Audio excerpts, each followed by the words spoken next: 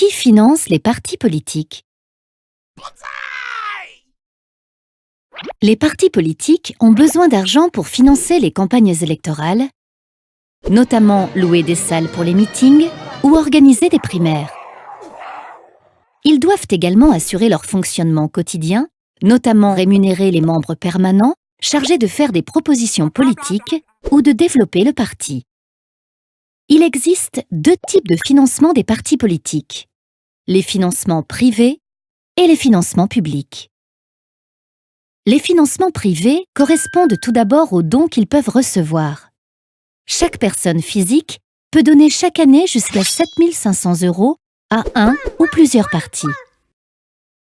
Ensuite, les personnes qui adhèrent à un parti lui versent une cotisation annuelle.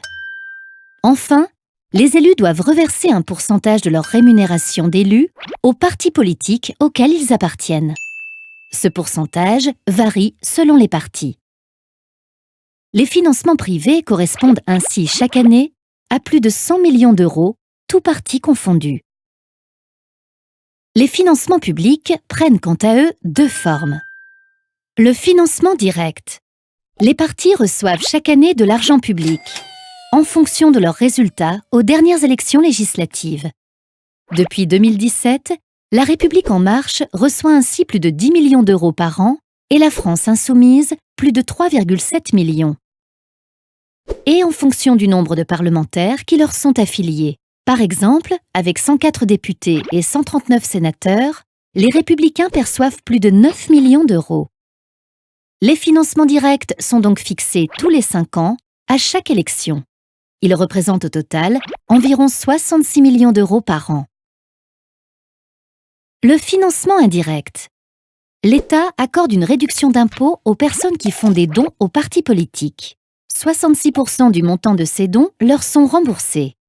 Ainsi, une personne seule qui donne 7 500 € bénéficiera d'une réduction d'impôt de 4 950 €. Ce système est contesté pour plusieurs raisons. D'abord, le financement public direct, en se basant sur les résultats des élections, ne favorise pas l'émergence de nouveaux partis qui ne peuvent compter que sur des financements privés. Ensuite, les ménages qui ne payent pas l'impôt sur le revenu, c'est-à-dire environ la moitié, ne bénéficient pas des réductions d'impôt. Ainsi, seuls les plus riches ont fiscalement intérêt à faire des dons aux partis politiques. Seuls 0,79% des ménages le font en moyenne, et ils sont plus de 10% parmi les 0,01% des Français aux revenus les plus élevés. Pour rendre ce système plus égalitaire, des solutions sont aujourd'hui proposées. Certains proposent par exemple de fixer à 200 € le plafond de dons par personne et par an.